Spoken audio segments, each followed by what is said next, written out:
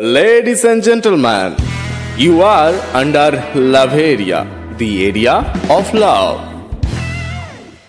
Story Shades Originals presents Love Area, the area of love. সপ্তাহের প্রতি বৃহস্পতিবার রাত ঠিক ৮টা ৪০-এ আমরা নিয়ে আসি একটা বুক ভরা ভালোবাসার গল্প। কারণ আমি ভালোবাসতে ভালোবাসি, ভালোবাসাকে ভালোবাসি, ভালোবাসাতেও ভালোবাসি। আর হ্যাঁ, আপনারাও চাইলে আপনাদের নিজেদের গল্প পাঠাতে পারেন আমাদের রেজিস্টার ইমেলে, মানে প্রেমের গল্প। আমাদের ইমেল 8.9lovearea@gmail.com।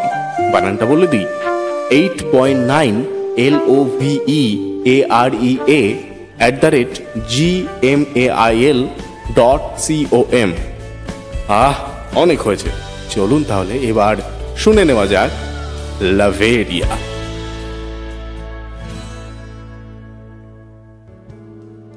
ঋতু পরিবর্তনের ক্ষেত্রে বসন্ত চিরকালীন ধ্রুবক হলেও মানুষের জীবনে বসন্ত সবসময় আপেক্ষিক। কিছু শীতের পরে বসন্ত আসতেও পারে, আবার নাও পারে। যে জীবন হন্য হয়ে খুঁজে চলেছে, জীবন জীবিকার সংস্থান, সেখানে বসন্ত নয়, আসে শীতের রুক্ষতা। তবু সেই শীতের দুপুরে যে রোদ পাওয়া যায়, সেই রোদে আমরা মাদুর পেতে জিরিয়ে নিই ছাদের ঘরে।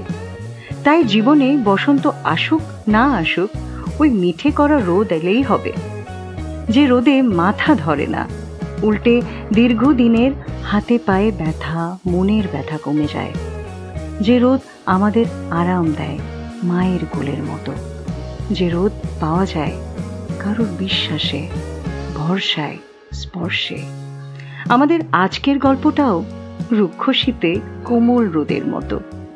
এই গল্পটা দুটো ভিন্ন মেরুর মানুষ, আকাশ এবং স্নিগ্ধার। আসুন তবে শুনে নেওয়া যাক আকাশ এবং স্নিগ্ধার love area, the area of লাভ।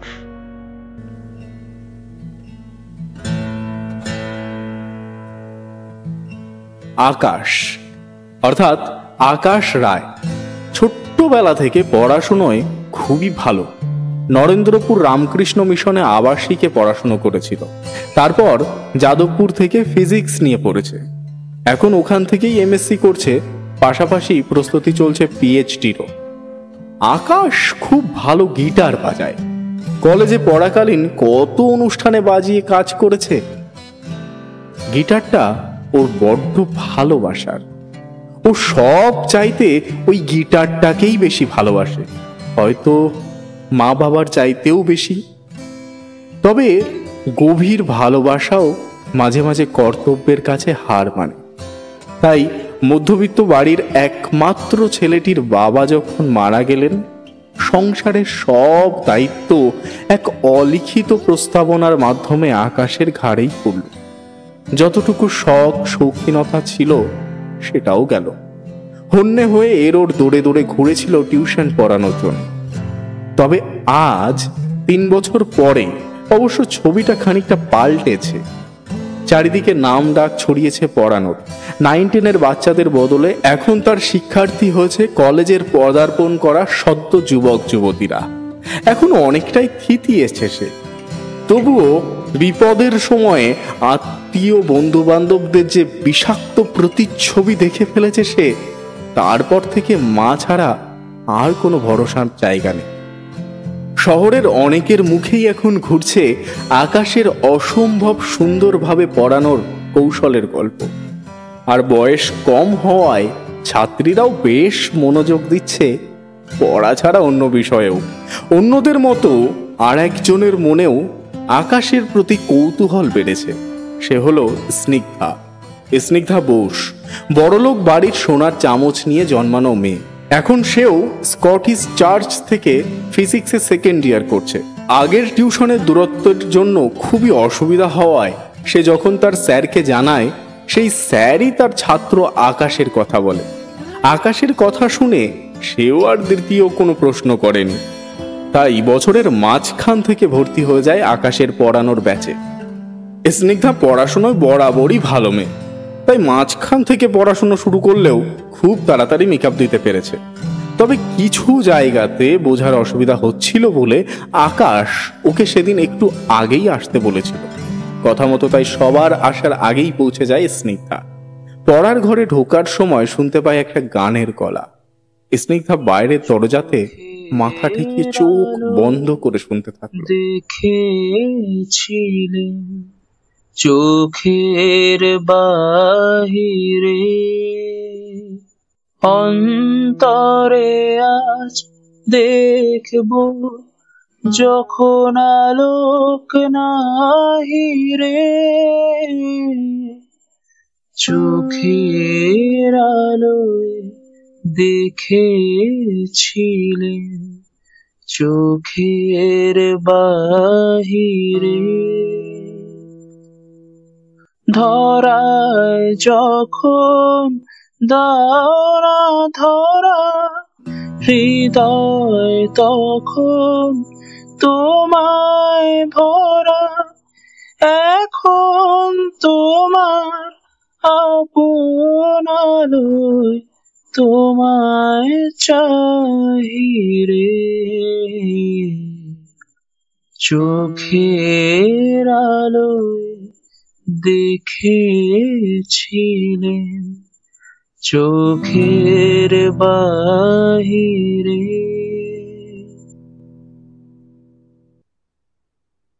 গানটা শেষ হয়ে গেছে, তবুও স্তব্ধ হয়ে দাঁড়িয়ে আছে স্নিগ্ধা। চোখ দিয়ে জল গড়িয়ে পড়ছে। ওর কি কাউকে মনে পড়ছে? হয়তো পড়ছে। ওর সেই ছেলেবেলার দিনগুলো, যখন ওর দিদা ওকে গানটা শোনাতো, সেই সময়টাকে মনে পড়ছে। দিদাকে মনে পড়ছে। দিদার ওই কাঁপা কাঁপা হাত দুটো মনে পড়ছে। দিদার সেই আঁচলটা মনে পড়ছে, যেটা মায়ের কত বকুনি থেকে বাঁচিয়েছিল। গানটা শেষ করে আকাশ দেখে বাইরে দরজার পাশে সজল চোখে স্নিগ্ধা দাঁড়িয়ে। একটু ঘাবড়ে গিয়েই বলে, আরে কি হয়েছে? বাইরে কেন? ঘরে আয়। স্নিগ্ধা চুপচাপ ঘরে ঢুকে যায়। সেদিন একটাও কথা বলতে পারেনি। বড়লোক বাড়ির মেয়ে ও যখন যা চেয়েছে তাই পেয়েছে। বাড়িতে টাকার অভাব না থাকায় সব কিছুই পেয়েছে। তবে যেটা টাকার বিনিময়েও পায়নি সেটা হলো ভালোবাসা, স্নেহ, মায়া।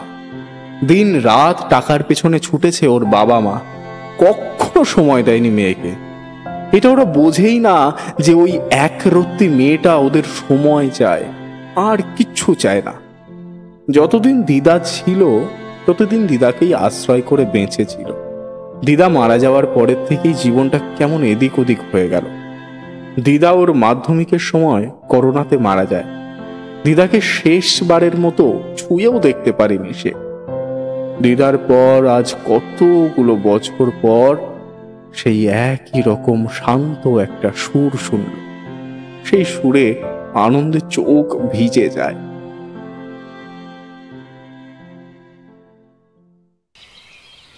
পরের দিন ওই স্নিগ্ধা আগে চলে গেছিল পড়তে।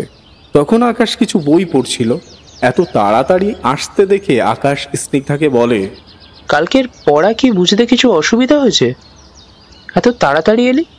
না, আসলে গাড়িটা আজকে বাড়িতে নেই, আমি অটো করে এসেছি। ভাবছিলাম যদি দেরি হয়, তাই আগেই বেরিয়ে গেছি। আকাশ হাসল। হাসিটা কিছুটা ব্যঙ্গাত্মক হাসি। বড়লোকের মেয়ের গাড়ি ছেড়ে পাবলিক ট্রান্সপোর্টে যাতায়াতকে ব্যঙ্গ করার হাসি। দাদা, তুমি খুব ভালো গান গাও, গিটারটাও ভালো বাজাও। ধন্যবাদ। জানো কি? না কিছু না, ছাড়ো। বলতে বলছি কিন্তু। আসলে দিদা না আমাকে এই গানটা খুব শোনাতো। ওই যে ওই লাইনটা আছে না, ওই তোমায় নিয়ে খেলেছিলেম খেলার ঘরেতে, খেলার পুতুল ভেঙে গেছে প্রলয় ঝড়েতে। ওই জায়গাটা শুনলে বুকটা কেমন কেঁপে ওঠে। এই বুঝি আবার কেউ হারিয়ে গেল। হ্যাঁ, সে তো আমরা খেলার পুতুলই বটে, ওই ওপরওয়ালার। যখন যাকে ইচ্ছে তুলে নিচ্ছে, যাকে ইচ্ছে জন্ম দিচ্ছে। এমন মানুষকে সন্তান দিচ্ছে যারা সেই সন্তানকে রাখতেও চায় না। আবার ওদিকে কত নিঃসন্তান বাবা মা চোখের জল ফেলছে। তুমি বুঝি নাস্তিক দাদা? দেখ, আমি নাস্তিক আস্তিক বুঝি না। বিপদে যে পাশে থাকে সেই আমার ভগবান। আমি ভগবান বলতে মাকেই বুঝি। তুমি মাকে বুঝি খুব ভালোবাসো? মাকে কে ভালোবাসে না বলতো? হ্যাঁ, তাই তো। আচ্ছা শোন, ওইদিকে খাতাগুলো রাখা আছে, ওগুলো দে তো আমায়। খাতাগুলো দিতে যাওয়ার সময় আকাশের হাতের সাথে স্নিগ্ধার বেখেয়ালি আঙুলের স্পর্শে 19 বছরের মেয়েটার মনে গেঁথে গেল এক অজানা তরঙ্গ। সেই তরঙ্গ ভাসিয়ে নিয়ে যায় অলীক কল্পনায়, নতুন বিশ্বাসের কাছে। এর আগে এমন অনুভূতি হয়নি স্নিগ্ধার। কিছুদিন পরেই এলো টিচার্স ডের পালা। সবাই সেদিন মজা করছে। স্নিগ্ধার ব্যাচের কিছু মেয়েরা স্যারকে জোর করছে গান গাওয়ার জন্য। দূরে দাঁড়িয়ে সবটাই দেখছে স্নিগ্ধা। রাগে গাল দুটো লাল হয়ে গেছে। সবটাই বুঝতে পারছিল আকাশ, কিন্তু ও পাত্তা দিল না। অল্প বয়সী স্যার হওয়ার দরুন এমন অভিজ্ঞতা ওর অনেক হয়েছে। তাই স্নিগ্ধার এই রাগ নিতান্তই ছেলে মানুষই ওর কাছে। কিন্তু এরই মধ্যে ঘটে গেল এক দুর্ঘটনা। যদিও এটা আদতে দুর্ঘটনা নাকি কোনো কাজের শুভ উদ্ঘাটন তা আপনারাই বিচার করবেন। স্নিগ্ধার শখ হয়েছিল স্কুটি চালানো। যে মেয়েটা সাইকেলও চালাতে পারে না সে স্কুটি চালাতে গিয়ে ছড়াবে তো বটেই। একদিন স্কুটি করে পড়তে আসার সময় স্যারের পড়ানোর গলির সামনেই একটা গাড়ির সাথে ধাক্কা লেগে পড়ে যায় স্নিগ্ধা। এমন জোরে আওয়াজ শুনে ছুটে আসে আকাশ। দ্রুত তার বাবাকে ফোন করে।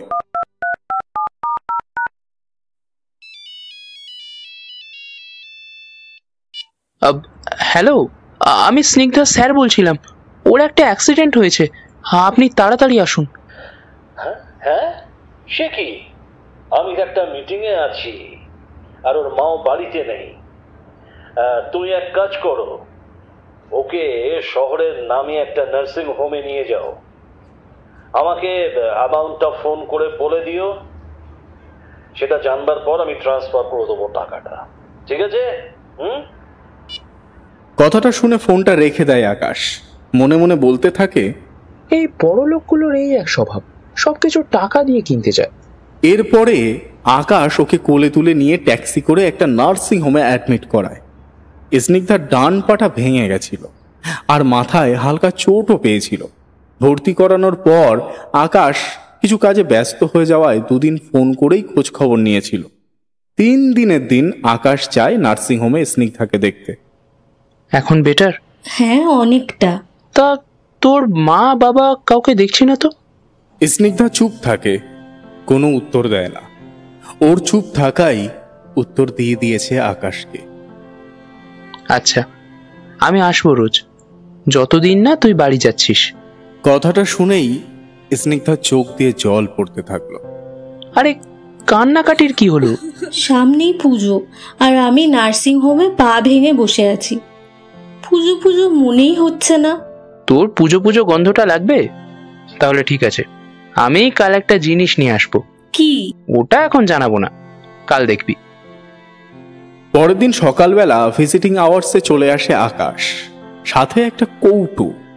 স্নিগ্ধা সেটা খুলে দেখে এক মুঠো শিউলি ফুল, আর সাথে একটা ছোট্ট কাগজে লেখা, তোর জন্য এক মুঠো শিউলি ফুলের সুবাস, তাড়াতাড়ি সুস্থ হয়ে ওঠ। স্নিগ্ধার চোখে জল আসে। ওর চোখের জল দেখে আকাশ বলে, এই তুই এমন সবসময় চোখের জল ফেলিস কেন রে? চোখের জলের কত দাম, সবার জন্য অপচয় করতে নেই। তুমি কি সবার মধ্যে পড়ো নাকি? আকাশ কোনো উত্তর দেয় না, কারণ আকাশও জানে এতদিনে নিজের মনের খুঁটিটাকে যে শক্তভাবে আটকানো ছিল তা যেন ক্রমশ আলগা ছাড়া হয়ে যাচ্ছে। দুটো মানুষ সম্পূর্ণ বিপরীত মেরুর, তবুও ওদের দুজনের জীবনের থেকে একটাই চাহিদা, একটু শান্তি, একটু ছায়া, একটু ভালোবাসা। কাল হয়তো তোকে ছেড়ে দেবে, বুঝলি? এবার একটু সাবধানে থাকিস, আমি আসছি। স্নিগ্ধা হাতটা আটকে দেয় আকাশের। তুমি আমায় কিছু বলবে না? কি নিয়ে বলতো? তুমি জানো না? বুঝেছি। এতদিন পড়া কামাই গেল, তাই তো? না, তবে এতগুলো দিন যে ভালোবাসার কামাই হয়ে গেল, তার হিসেব? মানেটা কি? তুমি আমার ভালোবাসো না আকাশদা? আমি বাড়ি যাব, পড়ানো আছে, ছাড় হাতটা। না, তুমি না বললে আমি ছাড়বই না। কেন রে? তোরা বড় লোকেরা কি ভাবিস নিজেদের? টাকা দিলে সব হয়?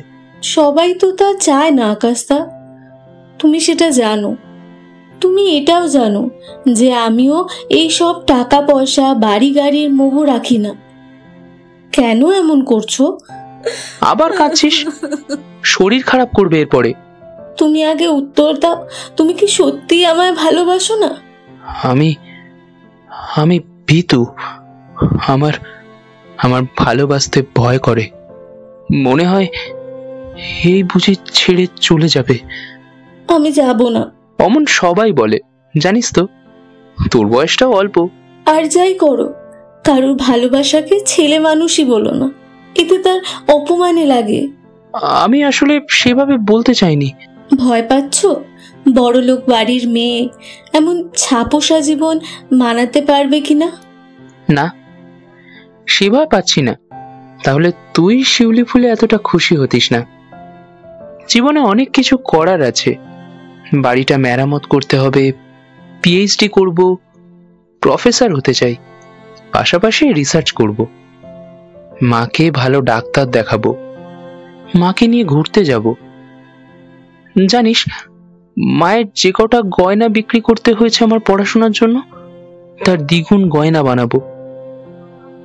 এত চাপ, তার মাঝে আজও ভালোবাসতে গেলে বিদিশার সেই কথাগুলো মনে পড়ে যায়। ভালোবাসার নামটা শুনলেই মনে হয় পুরনো ক্ষততে কেউ মেরে আবার দগদগে করে দিল। বিদিশা? সে আবার কে? একসাথে কলেজে পড়তাম, বিভিন্ন ফেস্টে একসাথে গান গাইতাম আমরা। তারপরে বাবা মারা যাওয়ার পর সবকিছু ছন্নছাড়া হয়ে গেল তখন বিদিশাও অপরিচিতা হয়ে গেল। আমার স্ট্রাগলের সময় আমার হাতটা ছেড়ে দিল। তাই ভয় হয় আমার কাউকে ভালোবাসতে। ভালো না বাসো, বিরহের ভাগ দাও, রোগ শোকে পাশে রাখো। এভাবে আমায় দূরে ঠেলে দিয়ে তুমি কি আদেও ভালো থাকবে? হয়তো থাকবে, তবে আমি যে ভালো থাকবো না। তোমার মুখের অমন রুক্ষতা দেখলে আমার পৃথিবী জুড়ে নেমে আসবে শোকের অন্ধকার। ঠিক যেমন দিদা যেদিন একেবারে চুপ হয়ে গেল, সেদিন যেমন লাগছিল ঠিক তেমন। তুই দুঃখ ভাগ করে নিতে চাস? হ্যাঁ, চাই তো। এইভাবে একা একা দুঃখ বয়ে বেড়ানো তো ভারী কষ্টের, মনটাকে বারবার আঘাত করে। এত রক্তপাত ঘটিও না ওই মনটাতে। আকাশ কিছু বলে না, ফ্যাল ফ্যাল করে তাকিয়ে থাকে নার্সিং হোমের বেডে শুয়ে থাকা শুকনো মুখটার দিকে। যে মেয়েটাকে এতদিন ছেলে মানুষ ভেবে এড়িয়ে যেত, তার চিন্তা চেতনা আজ ওকে মুগ্ধ করে দিয়েছে। ওকে বুঝিয়ে দিয়েছে অভিজ্ঞতা বয়সে নয়, ঘটনায় পারে। ভালোবাসার মানে বুঝতে বয়স লাগে না, লাগে একটা মন, যেটা আজকাল দুষ্প্রাপ্য। তাই যখন এটা কোথাও পাওয়া যায়, তাকে হেলায় হারাতে নেই, জড়িয়ে নিতে হয় বাহু ডোরে। আকাশও তাই করেছিল।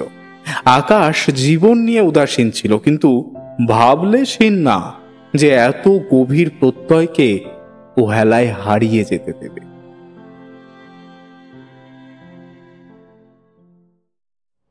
এরই মধ্যে স্নিগ্ধা বাড়ি চলে গেলেও হাঁটা চলা বিশেষ করতে পারছে না। ফলে পড়াশোনায় ঘাটতি হওয়াতে স্নিগ্ধার বাবা আকাশকে ফোন করেন।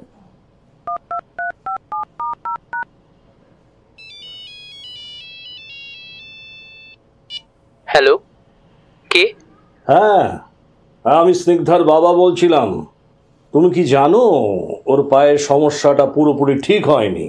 তা তুমি বাড়ি এসে পড়ালে ভালো হতো। টাকা পয়সা নিয়ে চিন্তা করো না। টাকা নিয়ে আমি চিন্তা করিও না কাকু, আমার চিন্তা সিলেবাস নিয়ে। তাই আপনি না বললেও আমি হয়তো কিছু একটা ব্যবস্থা করতাম। এরপর পড়াতে এলো আকাশ স্নিগ্ধাদের বাড়ি। এসে দেখলো বাড়ির পরিচারিকাদের সহচর্যেই দিন কাটে স্নিগ্ধার। আকাশকে একজন পরিচারিকা স্নিগ্ধার ঘরটা দেখিয়ে দেয়। আকাশ সেই ঘরে ঢোকার সময় দেখে স্নিগ্ধা জানালার গ্রিলগুলো ধরে বাইরের দিকে তাকিয়ে আছে। আসতে পারি? আরে হ্যাঁ, এসো। কি ভাবছিস আকাশের দিকে তাকিয়ে? ভাবছিলাম তারাদের দেশ বলে সত্যি যদি কোনো দেশ হয় সেখানেই দিদা আছে হয়তো। তাহলে আমার বাবাও তো সেখানেই থাকবে। আচ্ছা ছাড় এসব, অনেক পড়ার ক্ষতি হয়ে গেছে, চল চল বই খাতা আন। এইভাবে প্রেমে ভালোবাসায় পড়াশোনায় দিন কাটতে থাকে। স্নিগ্ধার সেমিস্টার শেষ হয়ে গেছে, কিন্তু তবুও স্নিগ্ধার আবদারে এখনো ওর বাড়িতেই পড়াতে আসে আকাশ। আচ্ছা তুই তো এখন সুস্থ, তবে এখন তো আমার বাড়ি পড়তে আসতেই পারিস। ধুর না, সারাদিন আমি এত বড় বাড়িতে একা একা থাকি। তুমি পড়াতে এলে তাও মনে হয় কেউ যেন আছে বাড়িতে। হঠাৎ করে স্নিগ্ধার দিকে এগিয়ে আসে আকাশ। স্নিগ্ধার চোখের পাতা দুটো ছুঁয়ে যায় আকাশের ঠোঁট। তারপর স্নিগ্ধার কানে ফিসফিস করে আকাশ বলল, ওই কাজল চোখ সর্বনাশী, বলবেন তোমায় ভালোবাসি। স্নিগ্ধা তখন আবেশে চোখ বন্ধ করে। আজকে কোথাও একটা নিয়ে যাবে আমাকে? না, আগে পড়ো। আর যাবি কোথায়? তোর মা বাবা জানলে কি হবে বুঝতে পারছিস? একবারে কত প্রশ্ন। আমি পড়ার পরেই যাব। আর বাবা মা অনেক রাতে আসে, মাঝে মাঝে তো আমি খেয়ে ঘুমিয়ে পড়ি, তারপরে আসে। আর কোথায় যাব সেটা পরে বলবো। পড়ার শেষে স্নিগ্ধা হাত ধরে টানতে টানতে নিয়ে যায় আকাশকে। বাইকে খোলা চুল উড়িয়ে প্রাণ ভরে নিঃশ্বাস নিচ্ছে স্নিগ্ধা। খোলা আকাশের স্বাদ নিচ্ছে প্রিয় মানুষটার সাথে, প্রিয় মানুষটার পিঠে মাথা রেখে। এরপরে ওরা নামলো গঙ্গার ঘাটের দিকে। স্নিগ্ধা তাড়াতাড়ি করে নেমে যাচ্ছে সিঁড়িগুলো দিয়ে। আকাশ আজ যেন অন্য রকম স্নিগ্ধাকে দেখছে। শান্ত মেয়েটা আজ চঞ্চল হরিণী হয়ে গেছে, বাচ্চাদের মতো হাসছে। মাঝে একবার পিছন ঘুরে বলল আকাশকে, কি হলো, তাড়াতাড়ি এসো। আকাশ তাকিয়েছিল ওর ওই উজ্জ্বল দুই চোখের দিকে। এই চোখের ভাব সম্প্রসারণ করতে দিলে ও পাতার পর পাতা লিখবে। তখনই এমন তড়বড় করে স্নিগ্ধা নাম ছিল যে হঠাৎই হোঁচট খেল, আর সঙ্গে সঙ্গে হাতটা ধরে নিল আকাশ। এই হাতটা ছাড়বে না তো কখনো? ছাড়ার জন্য তো ধরিনি। একবার যখন ধরেছি তোর হাত, পরের জন্মের আগে অবধি তোর মুক্তি নেই। এরপরে ওরা দুজনেই একসাথে 4 ভুট্টা খেলো, অনেকক্ষণ গল্প করলো। দুজনে দুজনের দিকে তাকিয়েও ছিল বেশ অনেকটা সময় ধরে। দুটো একাকিত্ব মানুষ ধীরে ধীরে একে অপরের স্পর্শ পেয়ে পূর্ণ হতে থাকলো। এরপরে একসাথে পুজোয় বেরোনো হোক বা লক্ষ্মী পুজোয় আকাশের বাড়ি যাওয়া, সবই হচ্ছিল। কিন্তু তারই মাঝেই ওদের জানাজানি হয়ে যায় বিষয়টা। একদিন কলেজ থেকে ফেরার পথে আকাশের বাইকে করেই ঘুরছিল স্নিগ্ধা। এমন সময়ে ওই পাশ দিয়েই গাড়ি করে যাচ্ছিল স্নিগ্ধার মা। বাড়ি এসে শাসনের ঝড় বয়ে যায়। কড়া বার্তায় জানিয়ে দেওয়া হয় স্নিগ্ধা যেন যোগাযোগ না রাখে আকাশের সাথে। কি ভেবেছোটা কি তুমি? যখন যা ইচ্ছা তাই করে বেড়াবে? নিজের মান সম্মানের চিন্তা তো করোই না। এবার কি পরিবারের মান সম্মান ডোবাবার ইচ্ছা আছে নাকি? কি নেই তোমার কাছে? কি পাওনি তুমি? যখন যা চেয়েছো সব পেয়েছো, তারপরেও এত কিছু? তোমরা বললেই আমি শুনবো ভাবলে কি করে? আজ অব্দি তোমরা আমার একটা কথাও শুনেছো? কোনটা শোনা হয়নি? যখন যা চেয়েছো তখন তাই দেয়া হয়েছে। এমন সময় স্নিগ্ধার বাবাও চলে আসে। তুমি চিরকাল এত লাক্সারির মধ্যে বড় হয়েছো, থাকবে কি করে ওই 2 কামরার ঘরে? আর এত ভালোবাসা যখন কমফোর্ট জোন ছেড়ে বেরোবে তখনই বুঝবে হোয়াট ইজ লাইফ। এই বলে উনি আকাশকে ফোন করে জানিয়ে দেয় তার আর স্নিগ্ধাকে পড়াতে আসার কোনো দরকার নেই। স্নিগ্ধা অনেকভাবে তার বাবা মাকে বোঝানোর চেষ্টা করে, কিন্তু কোনো কিছুতেই লাভ হয় না। ঘরে গিয়ে স্নিগ্ধা আকাশকে টেক্সট করে, মা বাবা জেনে গেছে। হ্যাঁ, সে তো বুঝতেই পেরেছি। তা তুই কি ভাবছিস? তুই বুঝি এবার বাবা মার লক্ষ্মী মেয়ে হয়েই থাকবি? বিদ্রুপ করছো? তুমি জানো আমি কিরকম মেয়ে। পারবি আমার বাড়িতে আসতে সব ছেড়ে? তুমি না বললে আমিই বলতাম। আমার দম আটকে যাবে এই বাড়িতে। আমি কাল সকালেই তোমার কাছে চলে যাব। এই একদম না। আমি দেখছিলাম তুই কতটা সিরিয়াস আমাদের ব্যাপারে। এবার যা করার আমি করব। মানে কি করবে তুমি? সে তোকে জানতে হবে না। তুই কাল বাগবাজার ঘাটে চলে আসিস দুপুর 3টায়। আমি অপেক্ষা করব। হ্যাঁ, ওদের দেখা হয়েছিল। আর ওরা যে দেখা করেছিল সেটা কিন্তু লুকিয়ে না, স্নিগ্ধার বাবা মা জানতো। গতকাল আকাশ গেছিল স্নিগ্ধার বাবার অফিসে, দেখা করে ওনার সাথে। আসতে পারি স্যার? তুমি? আশ্চর্য! তুমি কি করছো এখানে? কার পারমিশনে এখানে এসেছো? স্নিগ্ধা আপনার মেয়ে স্যার, তাই আপনাকে জানিয়ে রাখলাম। আপনি মানুন আর নাই মানুন, স্নিগ্ধা কিন্তু আমার কাছেই আসবে। স্নিগ্ধা আপনাদের অনুমতির পরোয়া করে না, তবে আমি করি, তাই বলতে এলাম। তোমার মনে হয় তুমি যে টিউশনি করো তাতে আমার মেয়ে ভালো থাকবে? আচ্ছা, আমি মেনে নিলাম তুমি একটা কলেজে প্রফেসর হয়ে গেলে। তা কত মাইনে পাবে তুমি? হ্যাঁ, এদিকে চাকরি, সেখানেও তো এত কম্পিটিশন, বাজার তো খুবই খারাপ। কে তোমার জন্য থালা সাজিয়ে চাকরি রাখবে? আর যদিও বা পাও, ওই টাকায় কি হবে? আমার মেয়ের প্রতি মাসের এক্সপেন্সেস জানো? আর যতই তুমি মায়না পাও, ওই মিডল ক্লাস লাইফ ছেড়ে বেরোবে না, তুমি বেরোতে পারবেই না, আমি জানি। আপনার মেয়ের এক্সপেন্সেস আমি জানি স্যার। আপনি মাস গেলে যে টাকাটা ওকে দেন, ও সেটা একটা এনজিওতে ডোনেট করে। আর আপনি যেটা বললেন যে আমি চাকরি পাই না পাই, সত্যি আমি মধ্যবিত্তের জীবন ছাড়বো না, কারণ এটাতে শান্তি আছে স্যার। আমরা মধ্যবিত্তরা টাকা দিয়ে পারি না যেগুলো, সেগুলো ভালোবাসা দিয়ে কিনতে চাই, সম্মান দিয়ে কিনতে চাই। আমরা মানুষের হাতে টাকা না, সময় ধরিয়ে দিই। আমি তো শুনেছি আপনার বাবাও খুব কষ্ট করে এত বড় কোম্পানি বানিয়েছেন। আপনার মা দাঁতে দাঁত চিপে ওনার সাথে প্রত্যেকটা লড়াই লড়েছেন। তবে আপনি কেন এমন করছেন? How dare you! You want to teach me? আমাকে শেখাচ্ছ একটা অল্প বয়সী ছোকরা? দরকার পড়লে শেখাবো স্যার। শিক্ষা দিতে আর নিতে কোনোটাতেই কোনো বয়সের লিমিট থাকে না। আর এই নিন একটা চিঠি আপনার মেয়ের, আমাকে লিখেছিল। দেখুন তো একটু কি কি লেখা।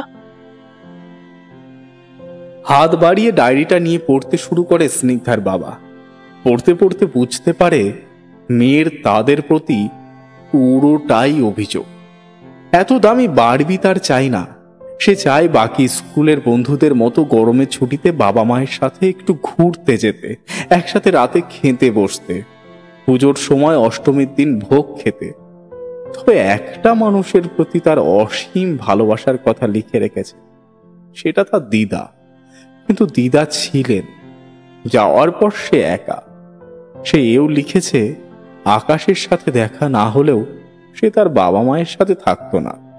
সে চলে যেত দূরে, অনেক দূরে, যেখানে ভালোবাসা পাওয়া যায় অনেকখানি, কোনো এক নাম না জানা পাহাড়ি গ্রামে। লেখাটা পড়ে গলা ধরে আসে স্নিগ্ধার বাবার। চোখটা ঝাপসা হতে থাকে। কাঁপা হাতে চিঠিটা ফেরত দেন আকাশকে। আকাশের কাঁধে একটা হাত রেখে বলেন, মেয়েটার আমার প্রতি খালি অভিযোগ। অবশ্য আমরাই তো দায়ী। বিশ্বাস করো, আমি চেয়েছিলাম আমার মেয়েকে আমি ছোটবেলা থেকে যা পাইনি সেই সব দিতে আমরা ওকে ভালো রাখতে চেয়েছিলাম। জানি স্যার, কোনো বাবা মা তার সন্তানের খারাপ চান না। আপনারা চেয়েছিলেন ও ভালো থাকুক, তবে সবাই এরকম ভাবে ভালো থাকে না স্যার। সবাই বস্তু সামগ্রীতে খুশি হয় না। আপনারা যদি একবার ওকে শুনতেন, ও কি চায়, তাহলেই হয়ে যেত।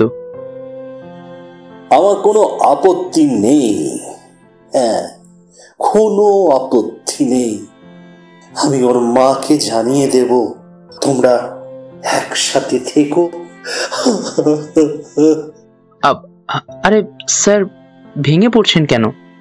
স্নিগ্ধা আপনাদের খুব ভালোবাসে স্যার। আমি আজ ওকে বাগবাজার ঘাটে অপেক্ষা করতে বলেছি। ও কলেজ ফেরত ওখানে যাবে। আপনি চলুন আমার সঙ্গে, নিজের মুখে বলুন আপনার সম্মতি আছে। স্নিগ্ধা পৌঁছে গেছিল অনেকটা আগে। ঘড়িতে প্রায় 3:30 বেজে গেছে। একটা গাড়ির হর্নের আওয়াজে স্নিগ্ধা ঘাড় ঘুরিয়ে দেখল আকাশ আসছে, কিন্তু ওর পাশে বাবাকে দেখে ভয় পেয়ে যায়। বাবা প্লিজ, আর অপমান করো না ওকে। স্নিগ্ধার বাবা স্নিগ্ধার হাতটা আকাশের হাতে তুলে দিয়ে বলে, আমার মেয়েটাকে ভালো রেখো।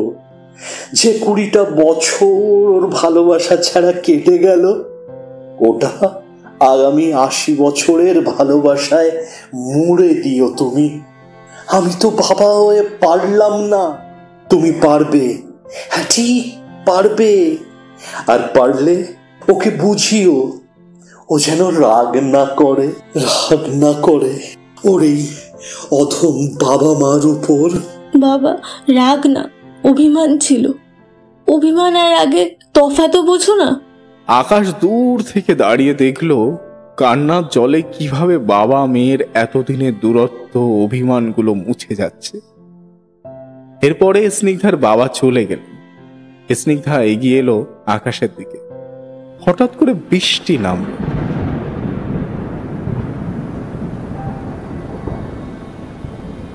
গঙ্গার ঘাটেও বয়ে চলেছে ঝোড়ো হাওয়া।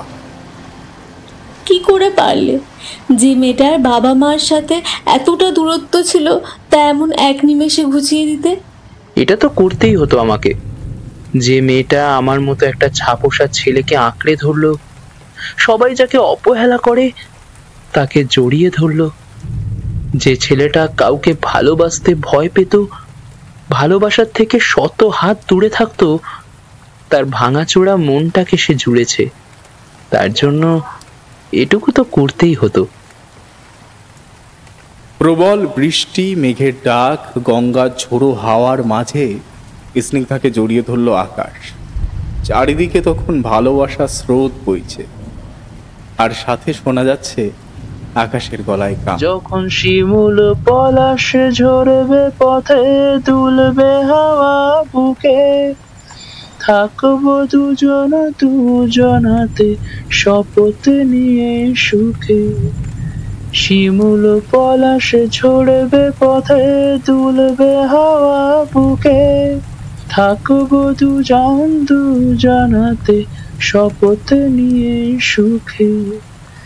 গাইব তোরি বৃষ্টি শেষে এক সুরের গান, টাপুর টুপুর বৃষ্টি নুপুর জল ছবির গান।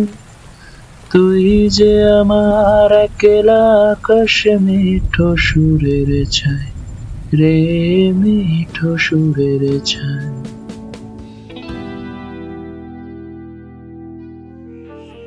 Story Shades Originals presents Laveria, the area of love. আজ আপনারা শুনলেন অনুস্মিতা মিত্রের কলমে কথা দিলাম। গল্পের প্রধান চরিত্রে প্রদ্যুৎ নাথ, শৈথালী ব্যানার্জি, ইন্দ্রনীল, শান্তনা। গল্পের কথক এবং ডিরেকশনে বিশ্ববৈরাগী। সাউন্ড, ভিডিও এবং পোস্টার ডিজাইনিংয়ে SS টিম।